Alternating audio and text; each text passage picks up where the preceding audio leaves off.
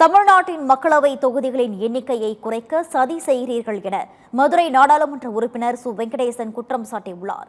மக்களவையில் தொகுதி மறுவரையறை மசோதா மீதான விவாதத்தின் போது பேசிய அவர், தமிழ்நாட்டு மக்கள் மீது நீங்கள் காட்டும் வெறுப்புதான் தொகுதி மறுவரையறை மசோதா என்றும், எந்த மக்கள் தொகையை வைத்து எண்ணிக்கையை தீர்மானிக்கப் போகிறீர்கள் என்பதுதான் மிக முக்கியமான கேள்வி எனவும் சு வெங்கடேசன் தெரிவித்தார்.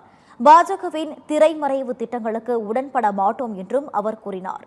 மக்கள் தொகை கணக்கெடுப்பு, தொகுதி மறுவரையறை என்ற சிக்கல் நிறைந்த இரண்டு விஷயத்தோடு இதனை இணைக்கிற பாஜகவின் சதியை முழுமுற்றாக இந்த அவையிலே நாங்கள் எதிர்க்கிறோம்.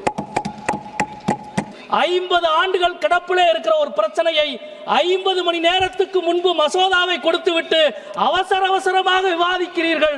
உங்களது நோக்கம் தேசத்தின் ஒற்றுமை அல்ல, தேசத்தினுடைய ஒற்றுமை இன்மையும் வெறுப்பும் தான் உங்களின் அடிப்படையான நோக்கம்.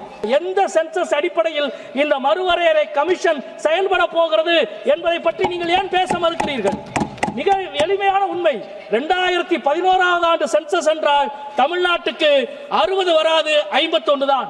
2026 என்றால் 60 வராது, 47 தான்.